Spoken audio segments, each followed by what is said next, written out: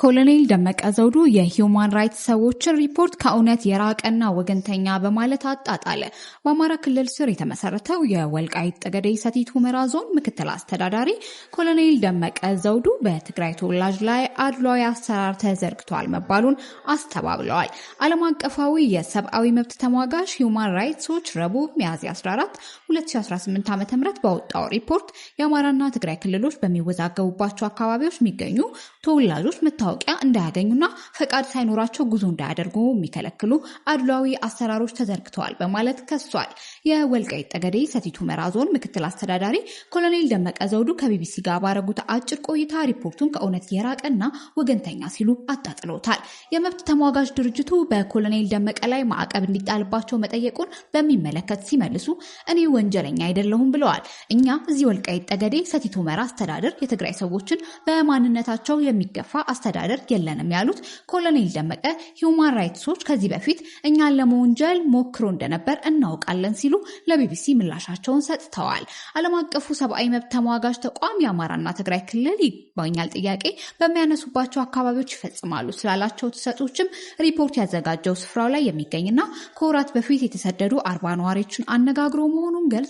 የእርዳታ ሰራተኞችን፣ ዲፕሎማቶችና ሌሎች ባለሙያዎችን በማነጋገር መረጃ ማሰባሰቡን የሰብአዊ መብት ተሟጋች ተቋም አስታውቋል። በትግራይ ጦርነት ወቅት በመቶ ሺዎች የሚቆጠሩ ነዋሪዎች ከእነዚህ አካባቢዎች በግዳጅ መፈናቀላቸውን ያስታወሰው መግለጫው የትግራይ ተወላጅ አሁንም ድረስ በባለስልጣናትና ጸጥታ ኃይሎች ጥሰት የተፈጸመባቸው ነው ሲል ከሷል።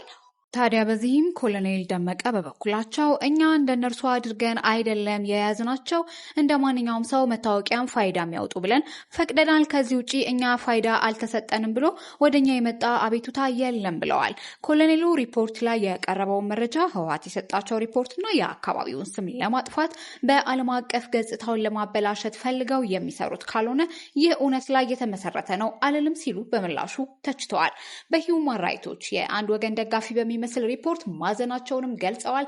ሪፖርቱ ላይ የትግራይ ተወላጆች በዘፈቀደ እየታሰሩ መሆኑን፣ እንቅስቃሴዎች የስራ ዕድላቸውን እንዲሁም አገልግሎት የማግኘት መብታቸው በከፍተኛ ሁኔታ የሚገድብ አድሏዊ ስርዓት እየተዘረጋ መሆኑ ተጠቅሷል።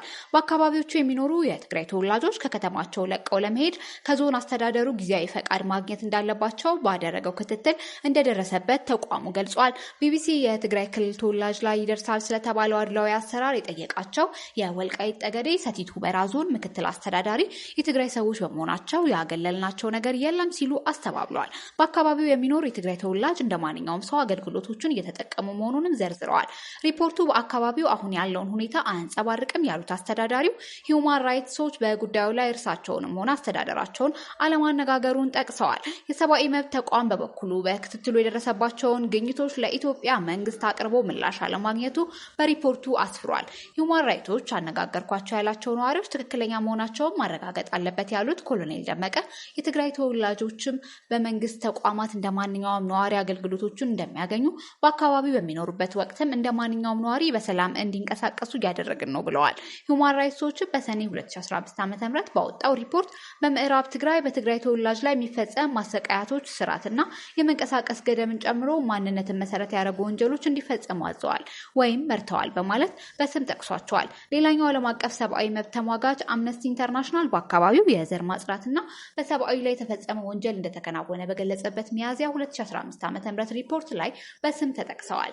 ሂውማን ራይትስ ዎችም ረቡዕ ዕለት ባወጣው ሪፖርት ደግሞ ኢትዮጵያ አጋር የሆኑ አካላት እንደ ኮሎኔል ደመቀ ዘውዱ ያሉ አመራሮችን ኢላማ ያደረገ ማዕቀብ እንዲጥሉ ጠይቋል።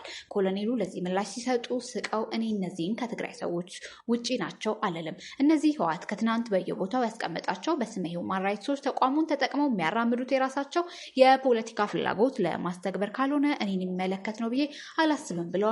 አስተዳደሩ ገለልተኛ የሆነ አካል በአካባቢው ተፈጽሟል የሚሏቸውን ሰብአዊ መብት ጥሰቶች አጣራለሁ የሚል ከሆነ ፈቃደኛ መሆኑን ለቢቢሲ ተናግረዋል። ገለልተኛ የሆኑ የመገናኛ ብዙሃንና ሰብአዊ መብት ድርጅቶች የትግራይ ሰዎች ላይ የደረሰውን ብቻ ሳይሆን የወልቃይት ሰዎች ላይም የደረሰውን የሚያጣራ ከሆነ አስተዳደራቸው በሩ ክፍት መሆኑን ተናግረዋል። በሰሜን ኢትዮጵያ ጦርነት ከአካባቢው የተፈናቀሉ የትግራይ ተወላጆች አስተዳደሩ የወልቃይት ጠገዴ ሰቲት ሁመራ ዞን ስር ከሆነ በኋላ ምን ያህል ተመልሰዋል ተብለው የተጠየቁ ኮሎኔል ደመቀ ከ10 ሺህ በላይ እዚህ አለ፣ በራሱም አልሄደ ብሎ የቀራለ፣ ተደናግጦ ሞቶ የተመለሳለ፣ ኢትዮጵያዊ ነኝ እስካለ ድረስ የመኖር መብቱ የጠበቀ ነው ብለዋል። የወልቃይት ጠገዴ ሰቲት ሁመራ ዞን ለ2 ዓመት ከተካሄደው የሰሜን ኢትዮጵያ ጦርነት በፊት በትግራይ ክልል ይተዳደር የነበረ ሲሆን ከጦርነቱ በኋላ ደግሞ በአማራ ክልል ስር በተመሰረተ የዞን መዋቅር በመተዳደር ላይ ይገኛል። የትግራይ ጦርነት ከተቀሰቀሰ በኋላ የተፈናቀሉ በመቶ ሺዎች የሚቆጠሩ ነዋሪዎች ላለፉት 5 ዓመታት ወደ መኖሪያቸው አልተመለሱም።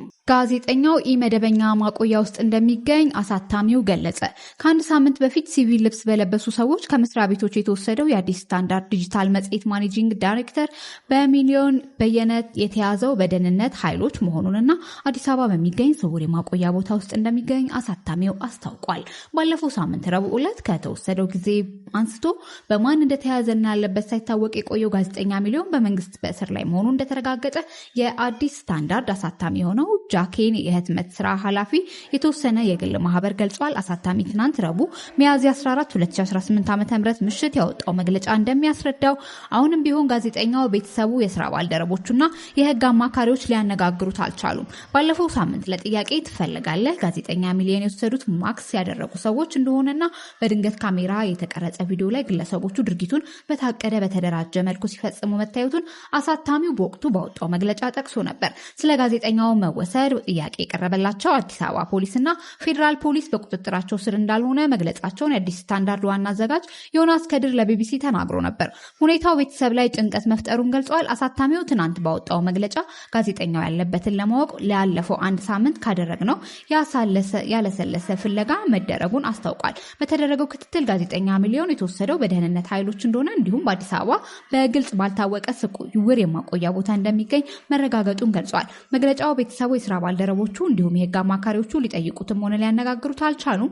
ጤናውን በምንም ሁኔታ እንደሚገኝ ለማወቅ አልተቻለም ብለዋል። በህጉ መሰረት በተያዘ በ48 ሰዓት ውስጥ ፍርድ ቤት የመቅረብ መብቱ አለመጠበቁን አስረድቷል።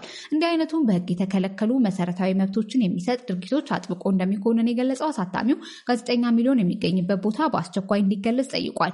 ከቤተሰቦቹ ከህግ ተወካዮች ጋር እንዲገናኝ እንዲሁም ያለምንም ቅድመ ሁኔታ በአስቸኳይ እንዲፈታም ጥያቄ አቅርቧል።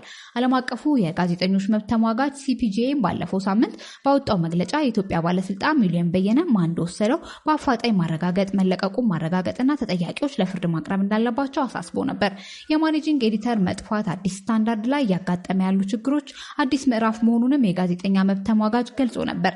አዲስ ስታንዳርድ ዲጂታል መጽሔት ካለፈው ዓመት አንስቶ የተለያዩ እርምጃዎች ተወስደውበታል። የኢትዮጵያ መገናኛ ብዙሃን ባለስልጣናት የካቲት ላይ የአገርና ህዝብ ብሔራዊ ጥቅም ላይ አደጋ ላይ የሚጥል ዘገባ በተደጋጋሚ በማሰራጨት ላይ ይገኛል በሚል የአዲስ ስታንዳርድ የምዝገባ ፈቃድ ሰርዟል። ባለፈው ዓመት ሚያዝያ ላይ ደግሞ ቢሮ በጸጥታ አካላት እንደተበረበረና በርካታ የኤሌክትሮኒክስ መገልገያዎች መወሰዳቸውን ገልጾ ነበር። የኤሌክትሮኒክስ መገልገያዎች ሲመለሱ በተደረገ ሙያዊ ፍተሻ የተራቀቀ የስለላ ሶፍትዌሮች ተጭኖባቸው እንደተገኙ መገናኛ ብዙሃኑ በወቅቱ አስታውቋል። ዓለም አቀፉ የሰብአዊ መብት ተሟጋች ተቋም አምነስቲ ኢንተርናሽናል በዚህ ሳምንት ባወጣው የዓለም ሰብአዊ መብት ይዞታ ሪፖርት ላይ ከኢትዮጵያ ጋር በተያያዘ ከጠቀሳቸው አሳሳቢ ጉዳዮች መካከል ሀሳብን በነጻነት የመግለጽ መብት መሸርሸር ይገኝበታል። የኢትዮጵያ መንግስት ባለስልጣን በጋዜጠኞችና በሌሎች የመገናኛ ብዙሃን ሰራተኞች ላይ የዘፈቀደ እስር እንደሚፈጽሙ ገልጸዋል። አምነስቲ ማንነታቸው ባልታወቀ ጭንብል በለበሱ ሰዎች በቁጥጥር ስር እየዋሉ የት እንዳሉ ሳይታወቅ እስከ 12 ቀናት ድረስ የሚቆዩ ጋዜጠኞች ቁጥር እየጨመረ መሆኑን በሪፖርቱም አስፍሯል። ይህ መረጃ የቢቢሲ ነው።